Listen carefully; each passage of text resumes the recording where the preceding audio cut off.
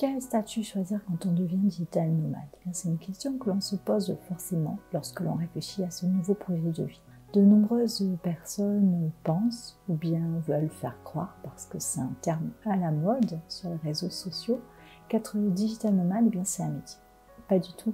Je vais te faire un petit rappel de la définition du nomadisme digital.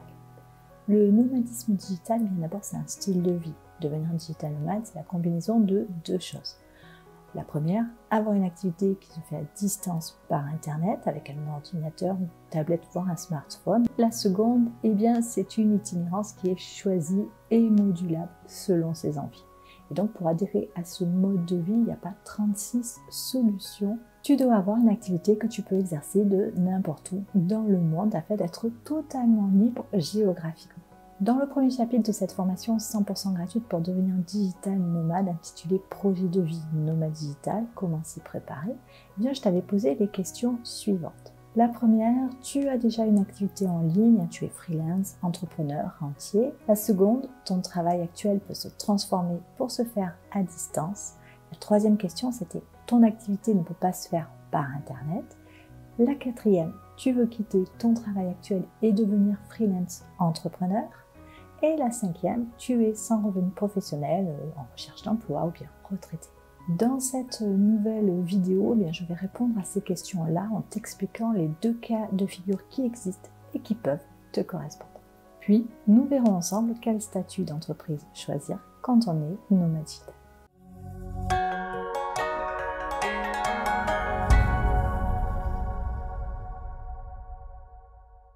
Devenir digital nomade salarié remote. Alors, lors de la gestion de la pandémie en 2020 et 2021, de nombreux employés ont été contraints de télétravailler depuis leur domicile. C'était une nouveauté pour une grande partie de la population qui a été confrontée à cette nouvelle façon de travailler. Mais le travail à distance en tant qu'employé et en période normale n'est pas aussi fréquemment utilisé. Certains salariés se sont attirés par ce style de vie car ils ont déjà testé le télétravail pendant les nombreux confinements. Ils ont réalisé les avantages, les multiples avantages que procure le fait de bosser de chez soi. Ne plus perdre des heures dans les transports en commun ou bien les embouteillages, c'est un gros gain de temps. Être plus efficace et productif, t'as pas de collègues pour te déconcentrer. Une certaine flexibilité dans l'organisation de son planning de travail, mais aussi en tant qu'employé, pouvaient aussi exercer leur mission en dehors de leur ville ou de leur pays de résidence. Et cette nouvelle façon de travailler n'a été pour eux qu'une parenthèse pendant une période inédite, mais aussi une énorme bouffée d'oxygène, alors que cela a été compliqué à vivre pour le monde entier. Et c'est peut-être ce que toi, tu as vécu aussi. L'envie de travailler de nouveau, d'où tu veux, te titille de plus en plus peut-être. Alors je ne vais pas te mentir, être salarié ou digital nomade, c'est pas aussi simple. Dans le cas du nomade entrepreneur, il est le seul décideur dans ce choix de vie. Toi, tu vas dépendre de ton patron. Et certains employeurs sont quand même réticents à l'idée du télétravail et encore plus si l'employé n'est jamais présent dans les bureaux de la société. Alors si tu lui dis que tu veux le faire depuis les îles Canaries ou bien le Mexique, là t'imagines bien que cela va rarement passer comme une lettre à la poste. Pour que cela se fasse en toute légalité et en total accord avec la boîte qui t'a embauché, il y a certaines règles à suivre. Tout d'abord, il va falloir la présence d'un avenant dans ton contrat de travail qui va stipuler les modalités exactes de cette nouvelle organisation de travail. Ça va être les horaires, la durée de la période de télétravail à l'étranger, le lieu de travail, le pays autorisé par l'employeur. Ça va être aussi le matériel qui est indispensable pour exercer ton job.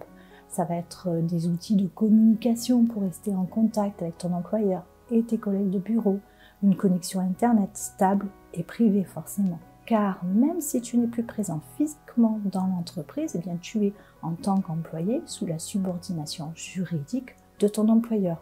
Et puis, il y a la question de l'affiliation à la sécurité sociale. C'est un point qui est assez complexe, que j'aborderai pas ici, car je ne suis simplement pas qualifiée pour le faire.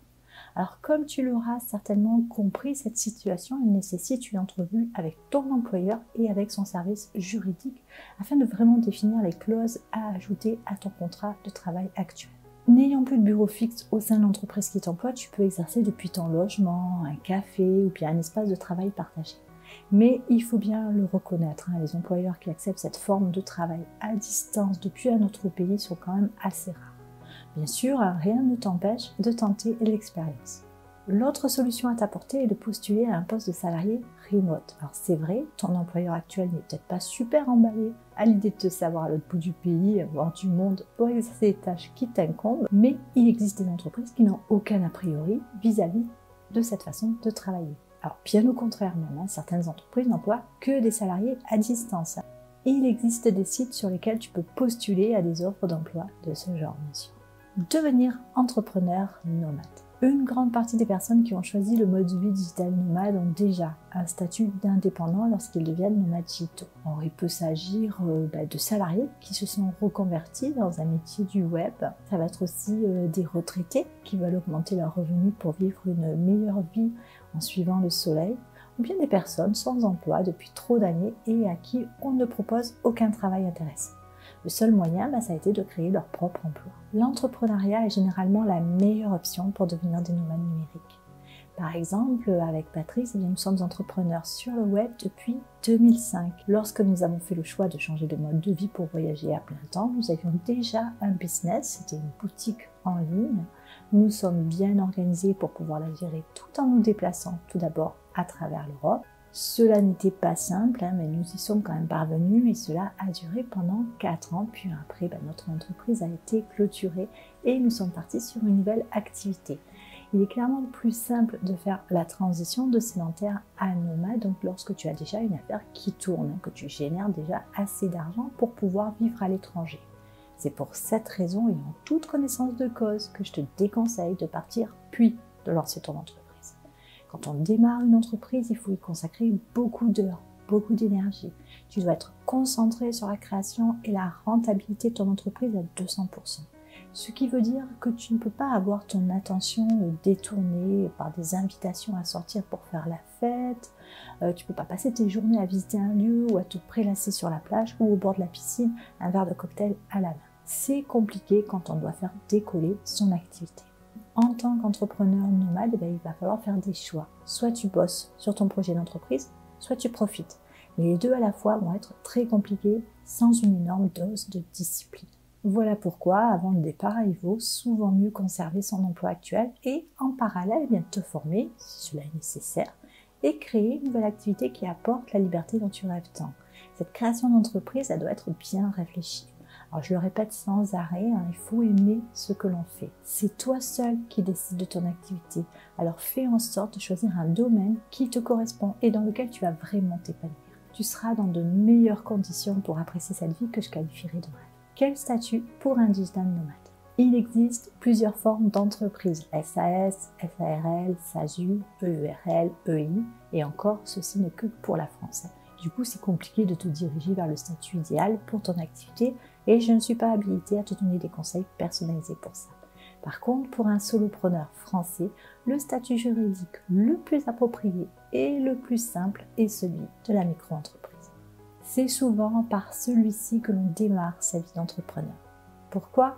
Parce que l'on peut créer son auto-entreprise tout en étant étudiant, salarié, si on ne fait pas concurrence à son employeur et sauf indication contractuelle contraire, quand on est retraité et même parfois fonctionnaire sous certaines conditions. Pour en bénéficier, il ne faut pas que ta micro-entreprise dépasse certains plafonds de revenus.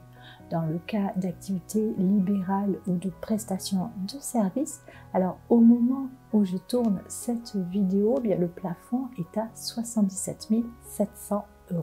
Si ton activité est commerciale, ce montant est de 188 700 €. Si tu dépasses le plafond indiqué, tu perds le statut de micro-entrepreneur et tu bascules vers celui d'entrepreneur individuel. Le statut de micro-entrepreneur ou auto-entrepreneur est le plus répandu chez les nomades du numérique qui veulent être à leur compte. Créer son auto-entreprise est entièrement gratuit et la gestion de ta comptabilité est des plus simples. Tu as juste à tenir un livre de recettes, un registre d'achat selon ton activité et conserver tous les justificatifs. Alors il existe des logiciels comptables adaptés aux freelance tels que MyAE qui est gratuit et qui te permet d'éditer des factures et des devis très facilement. Alors bien sûr, en devenant entrepreneur, tu as aussi des obligations comme avoir une adresse pour ton siège social, déclarer ton chiffre d'affaires, même s'il est de 0 €, avoir un compte bancaire dédié à ton activité qui n'est pas obligatoirement un compte dédié aux professionnels, payer tes cotisations sociales à l'URSSAF chaque mois ou bien chaque trimestre, selon ton choix, qui s'élève à 22% de ton chiffre d'affaires. Alors ces cotisations sociales, elles concernent bien la cotisation d'assurance maladie maternité, la cotisation d'allocation familiale, la cotisation invalidité décès, les cotisations de retraite de base et de retraite complémentaire, la CSG et la CRDS, sans oublier bien sûr de t'acquitter de tes impôts. Et en tant que micro-entrepreneur, tu devras faire une déclaration complémentaire d'impôt sur le revenu en utilisant un formulaire spécifique dans lequel tu vas indiquer le montant de ton chiffre d'affaires. Il faut aussi régler la CFE, c'est la cotisation foncière des entreprises, dont le montant va dépendre du lieu où se trouve le siège social de ton auto-entreprise. Il faudra également participer à la contribution pour la formation professionnelle en fonction de ton activité professionnelle. En tant que travailleur indépendant, il te faudra aussi cotiser toi-même pour une mutuelle santé et une caisse prévoyance retraite. Alors c'est vrai qu'en voyant toute cette paperasse à gérer, toutes ces charges à assumer, tu peux prendre peur. Tu peux te dire que tu n'auras pas beaucoup de temps pour toi, pour profiter du lieu où tu te trouves, ou que financièrement, cela va être compliqué de gagner autant de revenus que tu imagines. Être entrepreneur n'est pas un long fleuve tranquille, c'est important d'en prendre conscience avant de te jeter dans le bain, et ce n'est pas pour tout le monde non plus. Comme je te l'ai déjà dit plus haut, il y a des obligations, mais c'est aussi le cas quand on est salarié, tu es d'accord avec moi? D'ailleurs, autant cela pouvait être très complexe avant la mention du statut d'auto-entrepreneur, autant tout cela est quand même assez simple à gérer et logique du côté des charges.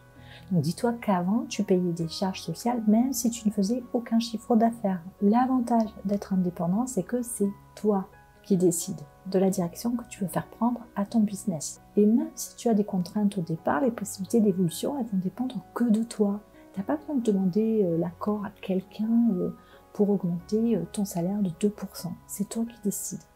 Et puis, tu obtiens ce qui fait le but de ce contenu. Tu décides du lieu où tu veux vivre et du lieu où se trouve ton entreprise. Enfin, si tu ne vis plus du tout en France, que tu n'y as plus du tout de foyer familial, qu'est-ce qui t'empêche au final de créer ton entreprise à l'étranger? Ça, c'est un sujet que j'aborderai dans un prochain contenu. C'est le moment de passer à l'action. Pour avancer dans ton projet, il est temps de savoir sous quel statut professionnel tu veux exercer. Tu as déjà ton entreprise? As-tu testé ton travail en mode nomade? Tu veux rester salarié et tenter de faire une demande de travail en remote auprès de ton employeur actuel? Tu veux peut-être postuler auprès d'autres entreprises? Ou bien tu souhaiterais devenir ton propre boss, peut-être avec ton métier actuel ou bien avec une reconversion professionnelle. Partage ta situation en commentaire et définis tes prochaines actions selon ta situation. Je te laisse et puis on se retrouve très vite pour un nouveau contenu.